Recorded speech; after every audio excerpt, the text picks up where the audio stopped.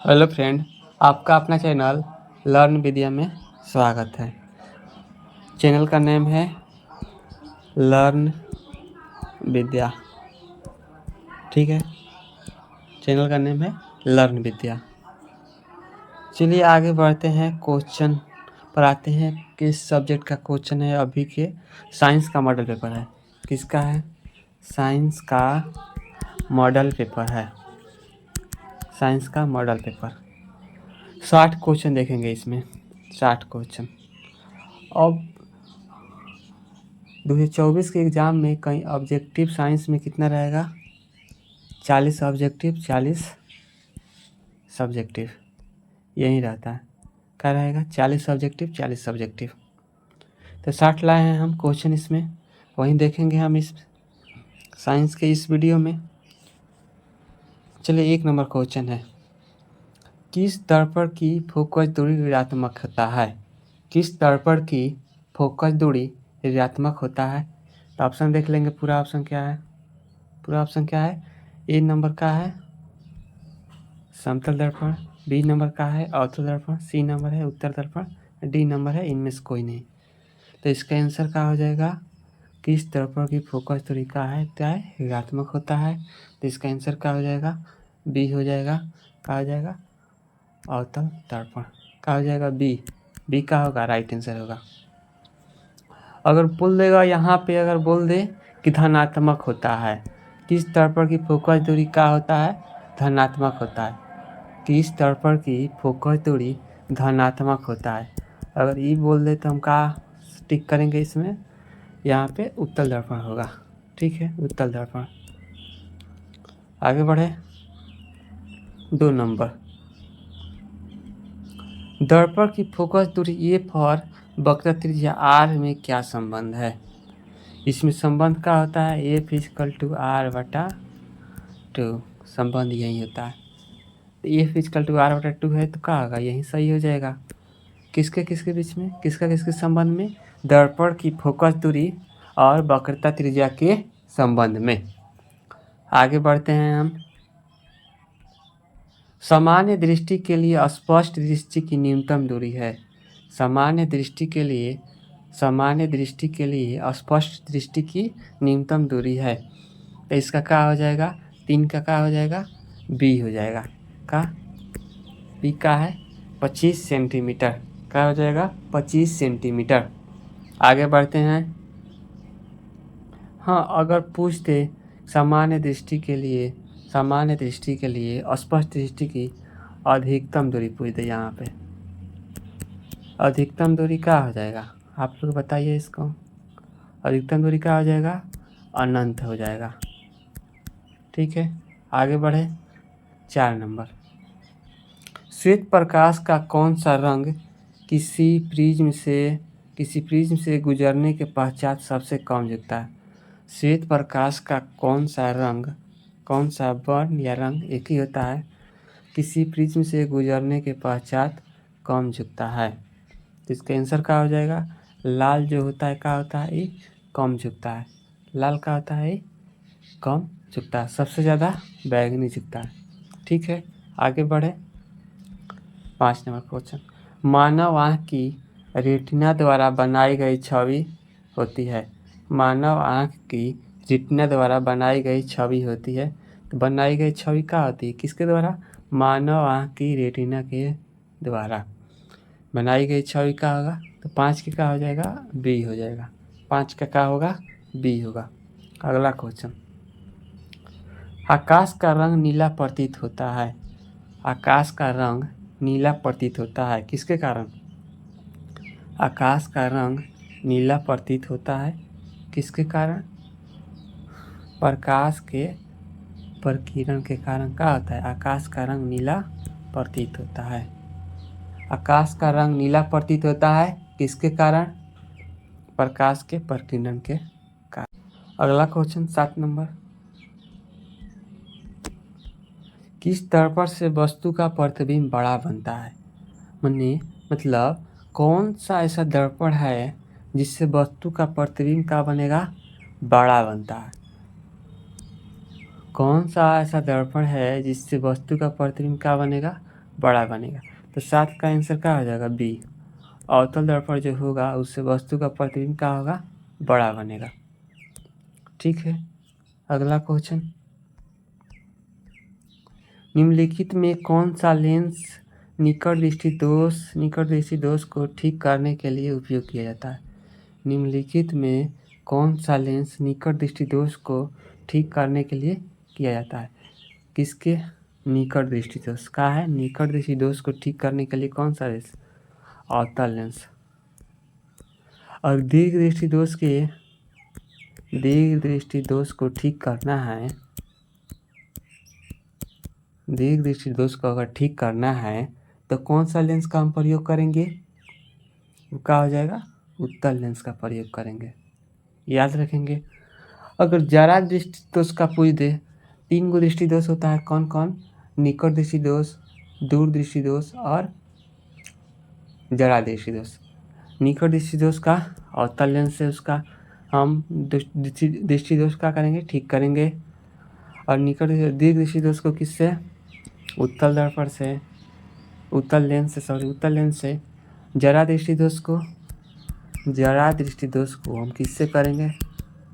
Bifocal lens से। किससे? Bifocal lens से। चलिए आगे बढ़ते हैं हम 9 नंबर क्वेश्चन पे। 9 नंबर क्वेश्चन का है, निम्नांकित में से कौन उपकरण विद्युत धारा की उपस्थिति दर्शाता है? निम्नांकित में से कौन उपकरण विद्युत धारा की उपस्थिति को क्या करता है? वो दर्शाता है। गैल्वेनोमीटर जो होता है क्या होता है? विद्युत धारा की उपस्थिति को दर्शाता है। मीटर तो कई तरह के, जनरेटर भी है, वोल्टमीटर भी है। ठीक है, 9 नंबर कंप्लीट। 9 नंबर का है, क्या होगा आंसर? गैल्वेनोमीटर। मैंने उपकरण पूछा है तो क्या आ जाएगा? गैल्वेनोमीटर। अगला क्वेश्चन, दाएं हाथ के अंगूठे के नियम किसने प्रतिपादित किया था? दाएं हाथ के अंगूठे का नियम किसने प्रतिपादित किया था? 10 का आंसर क्या हो जाएगा? मैक्सवेल ने। ये नहीं होगा, आइंस्टीन तो नहीं होगा, मैक्सवेल होगा। ठीक है, VVI क्वेश्चन है। अगला क्वेश्चन, विभवांतर का SI मात्रक क्या होता है? वोल्ट है, ओम है, एम्पियर है, कूलम है। तो इसका क्या आ जाएगा? वोल्ट हो जाएगा। प्रतिरोध का SI मात्रक, रेसिस्टेंस, एम्पियर विद्युत धारा का, कूलम आवेश का। विभवांतर का SI मात्रक वोल्ट, विभव का SI मात्रक वोल्ट, प्रतिरोध का SI मात्रक ओम, विद्युत धारा का SI मात्रक एम्पियर, आवेश का SI मात्रक कूलम। आगे देखते हैं अब, निम्नलिखित में से किस संयोजन द्वारा प्रतिरोध का मान बढ़ता है? निम्नलिखित में किस संयोजन द्वारा प्रतिरोध का मान बढ़ता है? तो 12 का आंसर क्या हो जाएगा? ए। श्रेणी क्रम में क्या आता है? प्रतिरोध का मान बढ़ता है। प्रतिरोध का मान कब बढ़ेगा? श्रेणी क्रम में प्रतिरोध का मान क्या होगा? बढ़ेगा। चुंबकीय बल रेखा की प्रकृति होती है। चुंबकीय बल रेखा की प्रकृति होती है। चुंबकीय बल रेखा की प्रकृति क्या होती है? 13 का क्या हो जाएगा? ए हो जाएगा। कौन सा? काल्पनिक। 13 का ए हो जाएगा, काल्पनिक हो जाएगा। अगला क्वेश्चन, 1 किलोवाट घंटा किसके बराबर होता है? 1 किलोवाट घंटा किसके बराबर होता है? 3.6 गुणे 10⁶ जूल के बराबर होता है। तो 14 का राइट आंसर क्या हो जाएगा? सी हो जाएगा। राइट आंसर क्या हो जाएगा? सी हो जाएगा। 1 किलोवाट घंटा किसके बराबर होता है? 3.6 गुणे 10⁶। कैसे निकालते हैं ये भी देख लीजिए आप, इसको कैसे निकालते हैं। 1 किलोवाट घंटा है, 1 किलोवाट घंटा है तो क्या होगा? 1 किलोवाट बराबर कितना वाट? 1000 वाट। ठीक है, आराम से समझिए। 1 किलोवाट बराबर कितना वाट? 1000 वाट। 1 आवर में कितना मिनट? 60 मिनट। और 1 मिनट में कितना सेकेंड? 60 सेकेंड। ठीक है, तो देखते हैं हम, 1000 हो गया। 1 किलोवाट बराबर 1000। 1 घंटा में 1 किलोवाट गुणे 1 आवर। ठीक है, वही बात हुआ, 1 किलोवाट घंटा। ठीक है, 1000 गुणे कितना 1000 गुणे 60 मिनट 60 सेकेंड कितना होगा 3600 गुणे 1000 कितना होगा 36 पर यहाँ पे कितना जीरो होगा 36 पर यहाँ पे कितना जीरो होगा 36 गुणे 2 3 2 गोई हुआ 3 गोई है 2 3 5 हुआ। ठीक है 36 गुणे 10 के पावर 5 हुआ जूल हुआ। ठीक है अब यहाँ पे 1 दशमलव ला देंगे, इधर से लाएंगे तो क्या होगा 21 में क्या होगा बढ़ जाएगा। जब यहाँ पे 1 दशमलव ला देंगे बीच में तो क्या होगा ये बढ़ जाएगा। क्या होगा इसका 1 किलोवाट बराबर कितना घंटा, इसका आंसर क्या हो जाएगा 3.6 गुणे 10 के पावर 6 जूल हो जाएगा। आशा है कि आप लोगों को समझ में आया होगा ये। अगला क्वेश्चन, नवीकरणीय ऊर्जा का स्रोत क्या है। नवीकरणीय ऊर्जा का स्रोत क्या है। नवीकरणीय ऊर्जा का स्रोत क्या होता है सौर ऊर्जा होता है। तो 15 का आंसर क्या हो जाएगा बी। अगला क्वेश्चन, कौन सा लेंस को अपसारी लेंस भी कहा जाता है। कौन सा ऐसा लेंस है जिसको अपसारी लेंस कहा जाता है। तो 16 का क्या हो जाएगा ए। अपसारी लेंस किसे कहा जाता है अवतल लेंस को। अवतल लेंस को क्या कहा जाता है अवतल लेंस को क्या कहा जाता है अवतल लेंस को अपसारी लेंस। अब आप बताइए अभिसारी लेंस किसे कहते हैं। अभिसारी लेंस किसे कहा जाता है। अभिसारी लेंस किसे कहा जाता है उत्तल लेंस को क्या बोला जाता है अभिसारी लेंस। ठीक है प्रकाश का प्राथमिक वर्ण कौन है। प्रकाश का प्राथमिक वर्ण कौन है। प्राथमिक में क्या आ जाएगा वर्ण पूछा है प्राथमिक वर्ण लाल नीला हरा तीनों होता है। क्या होता है तीनों। ऑप्शन क्या हो जाएगा डी हो जाएगा। ऑप्शन नंबर 17 का क्या हो जाएगा डी हो जाएगा। 18 का देखते हैं हम, निम्नलिखित में से कौन नेत्र का रंगीन भाग होता है। निम्नलिखित में से कौन नेत्र का निम्नलिखित में से कौन नेत्र का रंगीन भाग होता है। नेत्र का रंगीन भाग कौन होता है।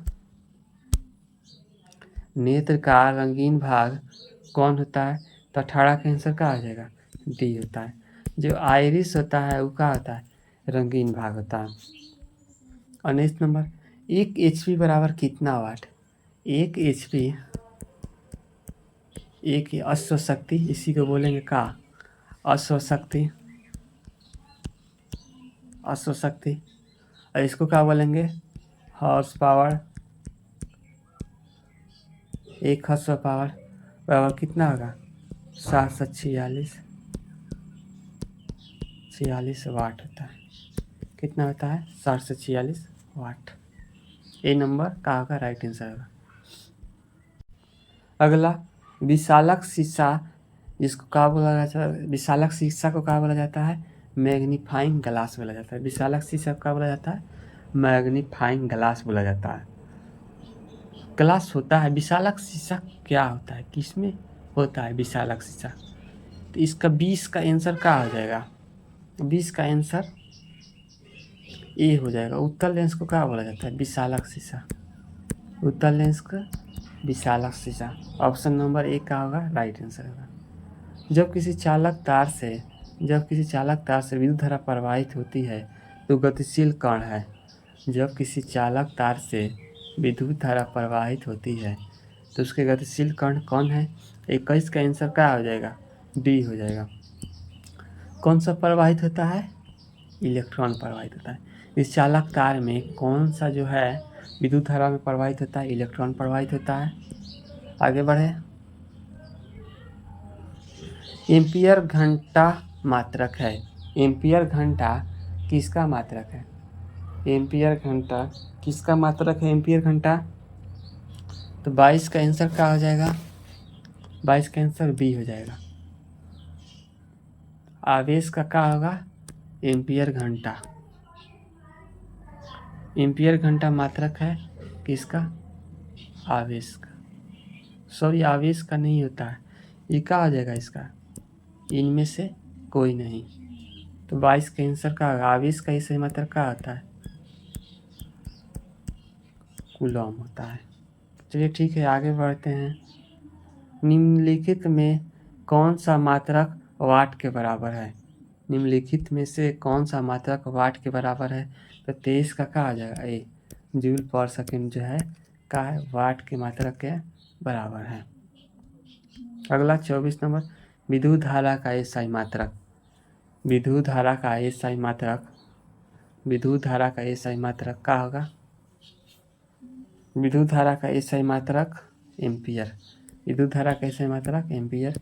ये भी यही है, पूछता रहता है एग्जाम में। तो इस पर विचार करेंगे, ऑप्शन नंबर डी होगा कि बी होगा, यहाँ पे देखेंगे एक बार इसको।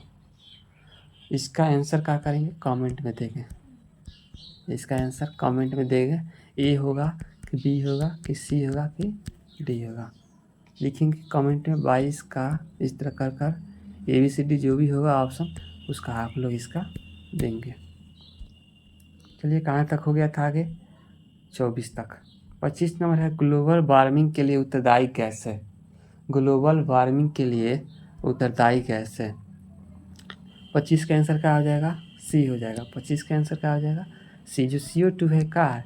ग्लोबल वार्मिंग के लिए उत्तरदायी गैस है। अगला क्वेश्चन 26 नंबर, शरीर में भोजन का पचना किस प्रकार की अभिक्रिया है?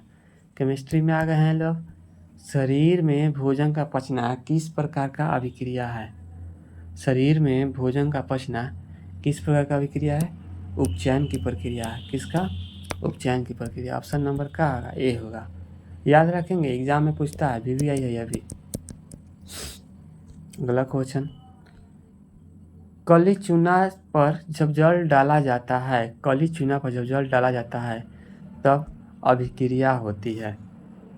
कली चूना पर जब जल डाला जाता है तो अभिक्रिया होती है।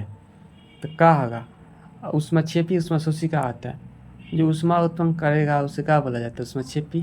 जो ऊष्मा का अवशोषण करेगा उसको क्या बोला जाता है? और ऊष्माशोषी।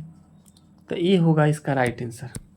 जो क्या करेगा, जब कली चूना पर हम जल डालेंगे तो क्या करेगा? उसमें से आग फेंकेगा और उसमें वो क्या होगा? उबलेगा। क्या होगा? ऊष्मा दे रहा है कि नहीं दे रहा है? उसमें दे रहा है, इसलिए क्या होगा?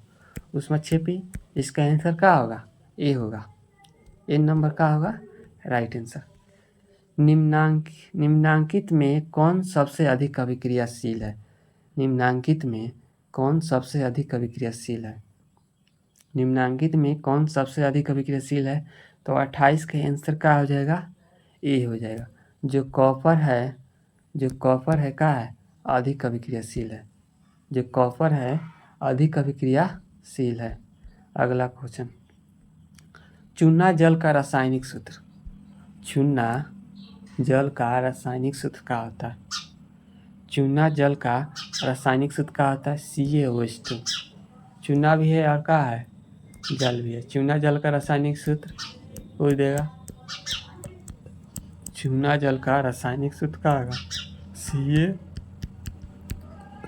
CaOH2।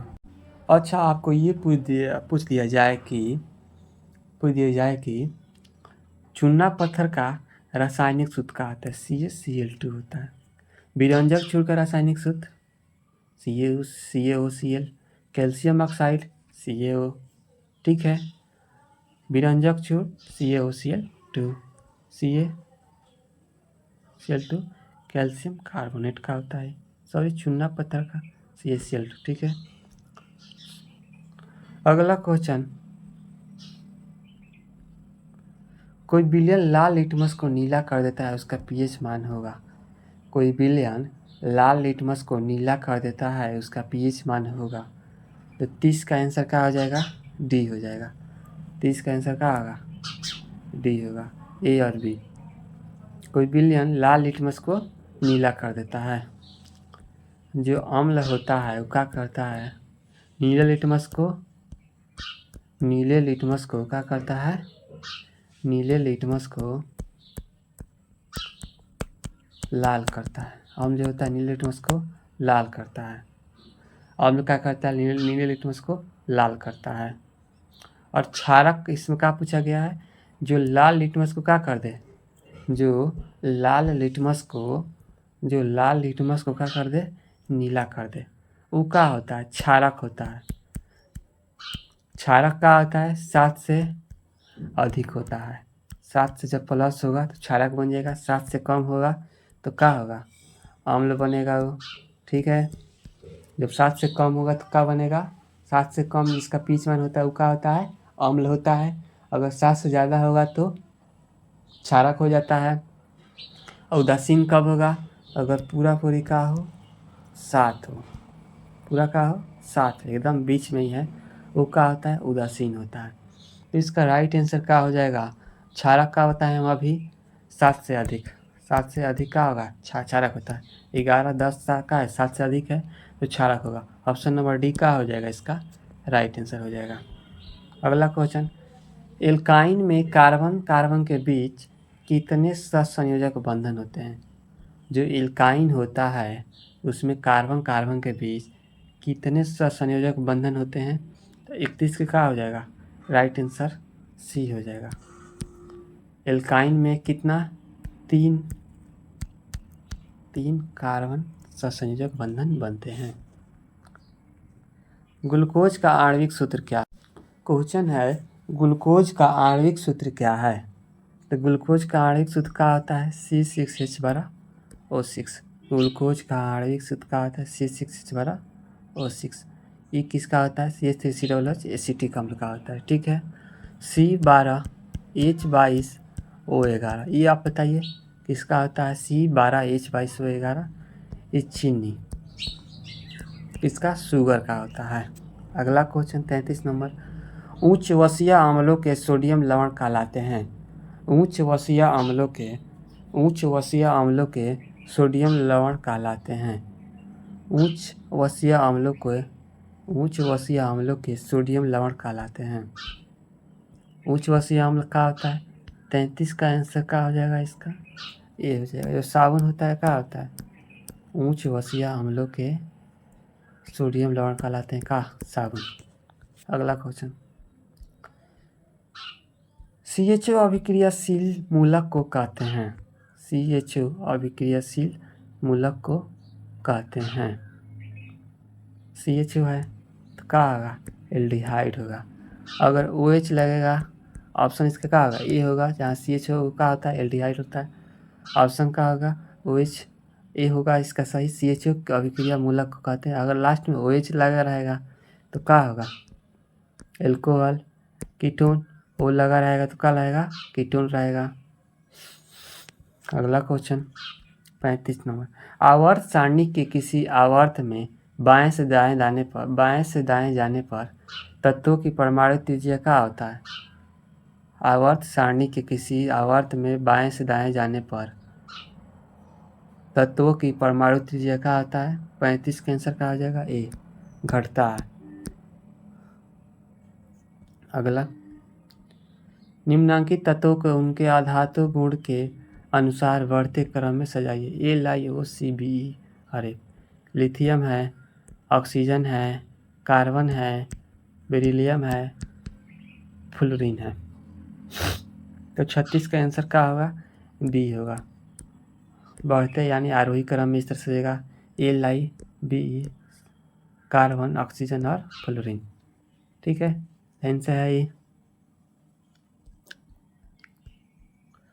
सिलिकॉन क्या होता है, जो सिलिकॉन होता है वो क्या होता है, उपधातु होता है। 37 का आंसर क्या हो जाएगा, सी। जो सिलिकॉन होता है वो क्या आता है, उपधातु होगा, यही क्या होगा, राइट आंसर सी। अगला क्वेश्चन, निम्नांकित में कौन विद्युत धनात्मक तत्व है। निम्नांकित में कौन विद्युत धनात्मक तत्व है, देखे होंगे हम, Na पर क्या होता है, प्लस होता है, Cl पर क्या होता है, माइनस होता है। इसमें कौन विद्युत धनात्मक है, तो 38 का आंसर क्या हो जाएगा, सी हो जाएगा। अगला क्वेश्चन देखते हैं हम,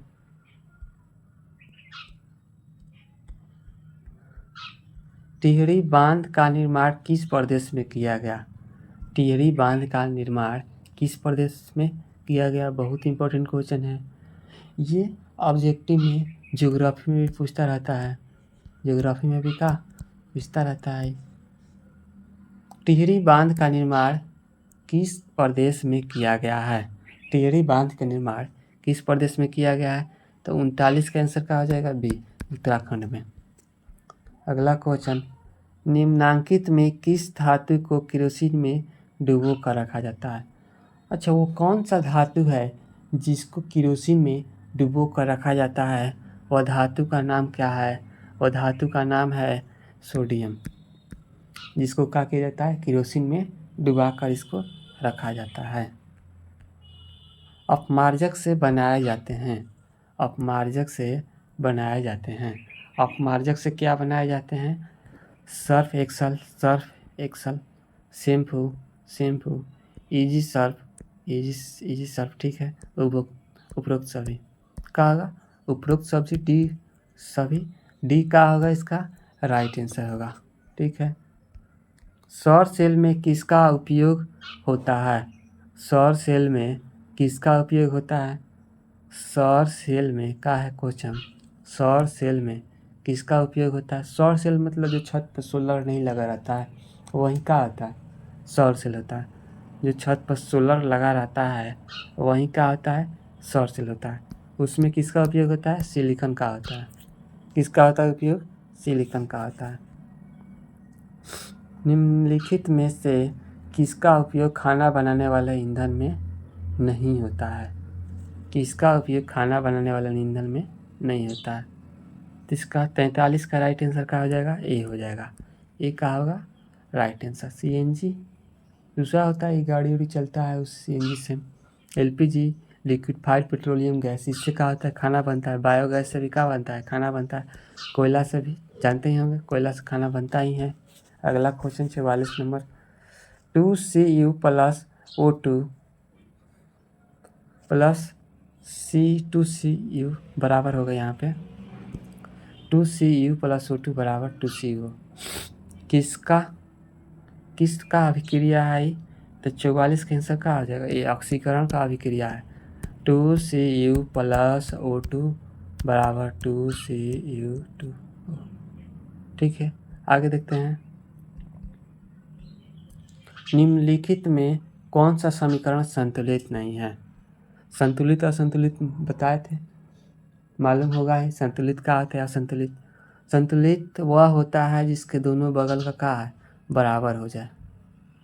दोनों बगल परमाणुओं की संख्या क्या हो? बराबर हो जाए। दोनों बगल का परमाणु संख्या बराबर हो जाए वो क्या हो जाएगा? संतुलित। अगर दोनों बगल परमाणु की संख्या बराबर न हो वह क्या हो जाता है? असंतुलित हो जाता है। चलिए देखते हैं, इधर का है लेफ्ट साइड में हाइड्रोजन कितना है? 2 है। क्लोरीन कितना है? 2 है। ठीक है, तो 2 यहाँ पे भी है हाइड्रोजन, 2HCl है, तो 2 हाइड्रोजन है और 2 का है क्लोरीन है। ई का है? संतुलित है। ठीक है, अगला है PbNO3, तो Pb का है? ये इधर 2 है, Pb 1 है। ठीक है, ऑक्सीजन 5 होना चाहिए, 4 1 5 है। ठीक है, ऑक्सीजन 5 है और नाइट्रोजन कितना है? 2 है। इसमें नाइट्रोजन कितना है? 2 है, तो नाइट्रोजन 2 है इसमें। नहीं, नाइट्रोजन 2 होना चाहिए, तो इसमें क्या है? 1 है। यहाँ पर देखते हैं 4 को क्या है? हाइड्रोजन है इधर, 4 को हाइड्रोजन इधर है। ठीक है, ऑक्सीजन 2 है, इधर 2 है और इधर 2 है। ये ठीक है, संतुलित है। 2KClO3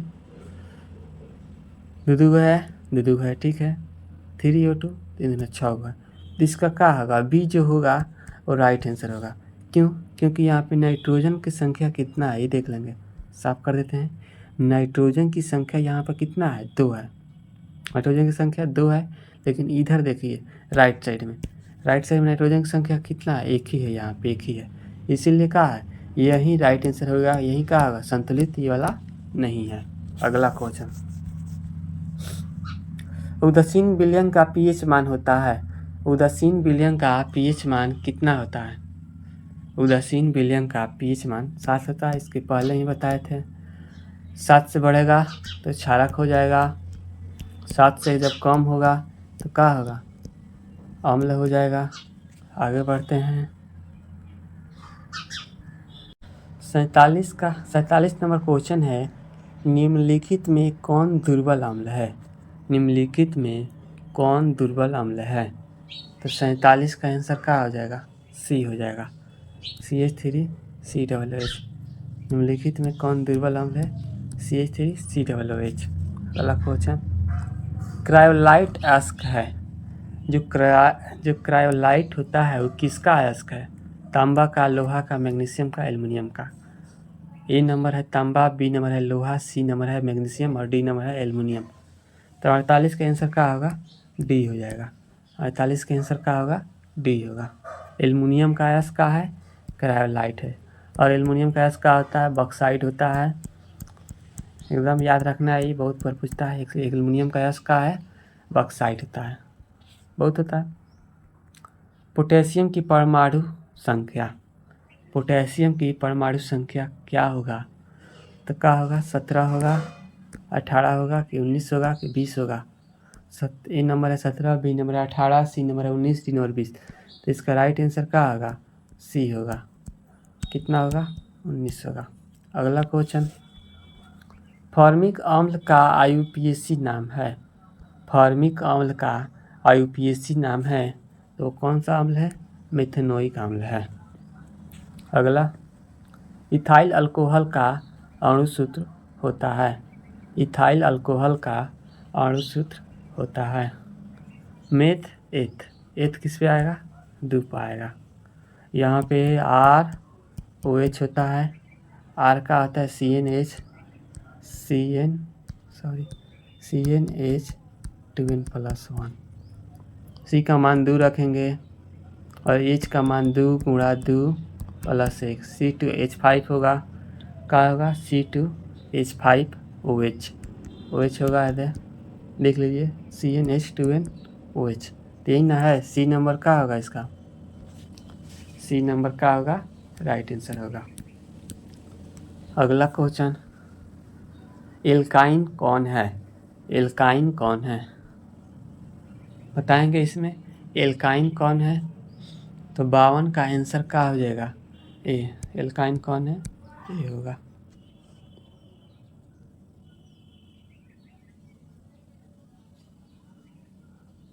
तिरपन नंबर है, चीनी का रासायनिक सूत्र है। चीनी का रासायनिक सूत्र है। पहले ही बताइए किसका होता है? ग्लूकोज का होता है। ये किसका होता है? सिटी का, CH कोई एल्डिहाइड में का होता है? C12H/111 का आता है, चीनी का सूत्र होता है C12H/111। ग्लूकोज का C6H12O6। एसिटिलीन में कार्बन कार्बन के बीच सहसंयोजक बंधन की संख्या है। एसिटिलीन में कार्बन कार्बन के बीच सहसंयोजक बंधन की संख्या है। तो 54 का आंसर क्या आ जाएगा? 54 का आंसर डी हो जाएगा। डी जो ऑप्शन है राइट आंसर। कार्बन कार्बन के बीच कितने सहसंयोजक बंधन की संख्या होता है? 3 होता है। श्वसन के अध्ययन के लिए उपयोग किए जाने वाले बीज है। श्वसन के अध्ययन के लिए उपयोग किए जाने वाले बीज है। तो 55 का आंसर क्या हो जाएगा? बी। क्या होगा? बी, अंकुरित बीज। 55 का आंसर क्या हो जाएगा? बी, अंकुरित बीज। अगला, मानव वृक्क किस प्रणाली का हिस्सा है? मानव वृक्क किस प्रणाली का हिस्सा है? तो 56 का आंसर क्या आ जाएगा? सी। जो वृक्क होता है उत्सर्जन के लिए होता है। सी नंबर का होगा राइट आंसर होगा। पौधों में जाइलम निम्नलिखित में से किसके परिवहन के लिए जिम्मेदार है? पौधों में जाइलम निम्नलिखित में किसके परिवहन के लिए जिम्मेदार है? तो 57 का आंसर क्या हो जाएगा? 57 का आंसर ये हो जाएगा, पानी। ठीक है, पानी हो जाएगा। अगला क्वेश्चन, श्वसन के दौरान कौन सी गैस निकलती है? श्वसन के दौरान कौन सी गैस निकलती है? तो 58 का क्या हो जाएगा? ए हो जाएगा। श्वसन के दौरान कौन सी गैस? CO2 गैस निकलती है। फलों के पकाने को निम्न में से किससे नियंत्रित किया जाता है? फलों को पकने को निम्न में से किससे नियंत्रित किया जाता है? ऑक्सीजन है, जिब्रेलिन है, इथिलीन है, साइटोकाइनिन है। तो 59 का आंसर क्या हो जाएगा? सी हो जाएगा। 59 का आंसर क्या हो जाएगा? सी हो जाएगा। सी नंबर क्या होगा? 59 का आंसर क्या होगा? सी नंबर क्या होगा? राइट आंसर होगा। अगला क्वेश्चन 60 नंबर लास्ट क्वेश्चन है। न्यूरॉन का वह हिस्सा जहाँ जानकारी हासिल की जाती है। न्यूरॉन का वह हिस्सा जहाँ जानकारी हासिल की जाती है, ध्यान देंगे, जहाँ जानकारी हासिल की जाती है वो क्या है? डेंड्राइट है। डेंड्राइट है। क्या है? डेंड्राइट है। ऑप्शन नंबर क्या होगा? ए होगा। चलिए थैंक यू। चैनल को लाइक कीजिए और सब्सक्राइब कीजिए।